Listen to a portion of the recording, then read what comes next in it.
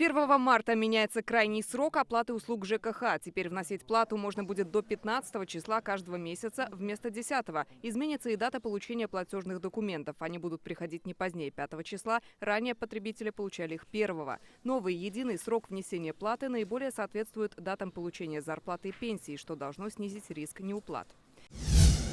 В Татарстане с 1 марта смогут отключать газ в тех квартирах, где собственник не допустил специалистов для проведения техобслуживания. Об этом сообщили в Госжилинспекции. При этом, если нет возможности приостановить подачу только в одну квартиру, без газоснабжения могут остаться и соседи.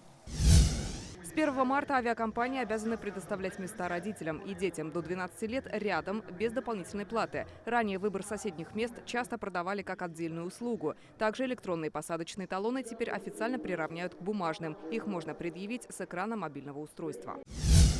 В автошколах станет больше практики. Для будущих водителей категории «Б» количество обязательных часов вождения увеличится с 38 до 42. При этом теорию можно будет изучать дистанционно.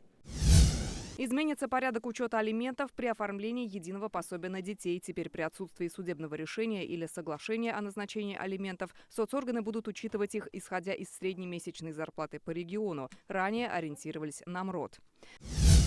С 1 марта запрещено автоматическое списание за подписки на интернет-сервисы без явного согласия пользователя. Онлайн-кинотеатры, музыкальные платформы и образовательные сервисы больше не смогут без предупреждения списывать деньги, если пользователь отвязал карту от системы.